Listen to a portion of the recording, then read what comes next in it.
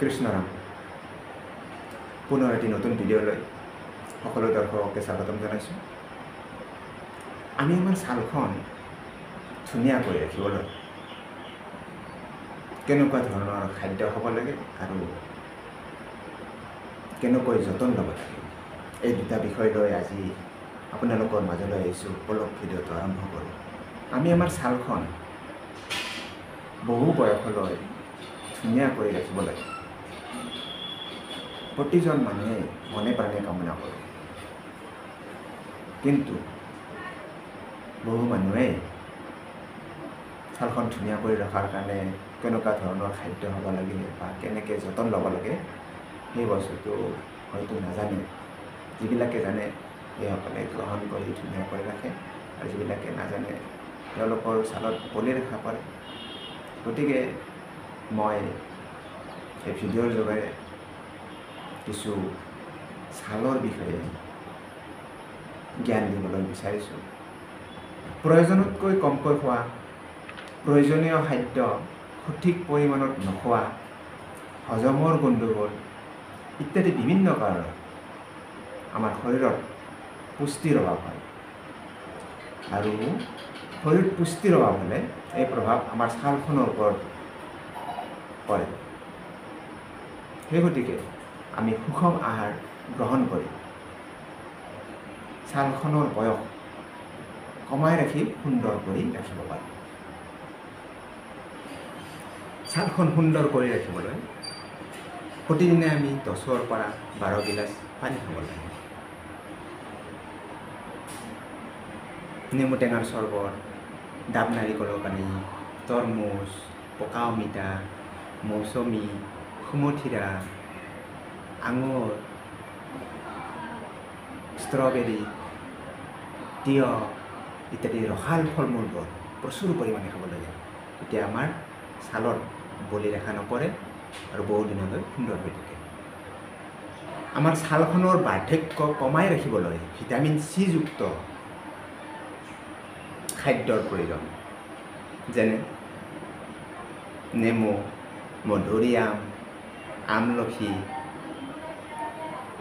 গজালি মেলা, বুট মগু ইত্যাদি প্ৰচুৰ পৰিমাণে খোৱাটো দৰকাৰ। আমাৰ ছালখন বহু দিনলৈ সুন্দৰ কৰি ৰাখিবলৈ প্ৰতিদিনে এবাটিকৈ দৈ আৰু এগিলাচকৈ গাখীৰ খোৱাৰ অভ্যাস কৰক।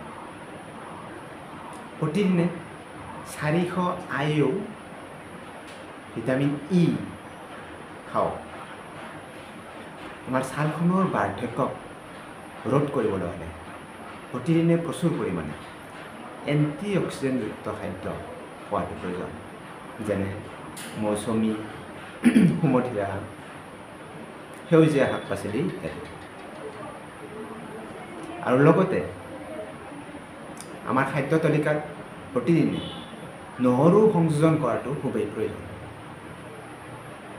নহৰুৱে আমাৰ ছালখনৰ বলি ৰেখা পৰা বাধা দিয়ে, আৰু বলি ৰেখা পৰিলেও ইয়াক আঁতৰোৱাত সহায় কৰে। আমাৰ ছালখন সুন্দৰ কৰি ৰখাৰ কাৰণে কড লিভাৰ অইল, বেলি ফুলৰ বীজ, ব্ৰকলি, এলমণ্ড, কাজু বাদাম, দালি, চয়াবিন ইত্যাদি নিয়মিত খাওঁ। আৰু আদা সৰু সৰুকৈ কাটি বা চকলিয়াই মদ তিয়াই ৰাখক, আৰু প্ৰতিদিনে ৰাতিপুৱা খালী পেটত 1 চামুচকৈ মৌ খোৱা আৰম্ভ কৰক। ই আমাৰ ছালখন সুন্দৰ কৰি ৰখাত সহায় কৰে। আমাৰ ছালখন বহু দিনলৈ সুন্দৰ কৰি ৰাখিবৰ কাৰণে আমি পৰাপক্ষত ফাষ্টফুড, অধিক তেল মছলা দিয়া খাদ্য, বাহি খাদ্য, অতিৰিক্ত মিঠা, অতিৰিক্ত গৰম আৰু অতিৰিক্তভাৱে চাহ কফি ইত্যাদি নাখাব পাৰিলেই ভাল। আমাৰ ছালখন বহু বয়সলৈ বলি ৰেখা নপৰাকৈ, অৰ্থাৎ ধুনীয়া কৰি ৰাখিবলৈ হ'লে কিছুমান খাদ্য খোৱাৰ লগতে বাহ্যিকভাৱে যতন লোৱাৰো প্ৰয়োজন আছে। তাৰ ভিতৰত যিবিলাক লোকৰ ৰ'দত বৰ বেছি ঘূৰা ফুৰাৰ অভ্যাস আছে, তেওঁবিলাকে ছানস্ক্ৰীন লোচন ব্যৱহাৰ কৰাটো উচিত। ছানস্ক্ৰীন লোচন ব্যৱহাৰ কৰিলে বাহিৰলৈ যোৱাৰ আধা ঘণ্টা আগত লগাব লাগে, আৰু মেকআপ কৰিব লাগিলে ছানস্ক্ৰীন লোচনৰ ওপৰতো মেকআপ কৰিব পাৰে। ৰ'দৰ পৰা ৰক্ষা পাবলৈ আমি বাহিৰলৈ গ'লে ছানগ্লাছ আৰু কলা ছাতি ব্যৱহাৰ কৰিব লাগে। বাহিৰলৈ গ'লে ছালখনক প্ৰদূষণৰ পৰা ৰক্ষা কৰিবৰ কাৰণে ঘৰলৈ আহিয়ে ক্লিনজাৰেৰে আমাৰ ছালখন ভালকৈ পৰিষ্কাৰ কৰিব লাগে। তাৰপিছত ঠাণ্ডা পানীৰে মুখখন ধুব লাগে। বহু সময় ধৰি যদি কম্পিউটাৰ বা টিভিৰ ওচৰত বহি থকাৰ অভ্যাস আছে, তেনেহ'লে মাজে মাজে চকুৱে মুখে পানী মৰাৰ অভ্যাস কৰক। আপোনাৰ যদি বাহিৰলৈ গ'লে মেকআপ কৰাৰ অভ্যাস আছে, ঘৰলৈ আহি সেই মেকআপবোৰ ভালকৈ আঁতৰাব। নহ'লে নোমকূপ অৰ্থাৎ আমাৰ নোমৰ গুৰিত থকা ফুটাবোৰ বন্ধ হৈ যাব, আৰু বন্ধ হৈ গ'লে আমাৰ ছালৰ ক্ষতি হ'ব পাৰে। টেনশ্যন, দুশ্চিন্তা ইত্যাদি আঁতৰাই ৰখাৰ চেষ্টা কৰক। যোগ প্ৰাণায়াম ইত্যাদি কৰিলে এইবোৰ সহজে আঁতৰাব পাৰি। নহ'লে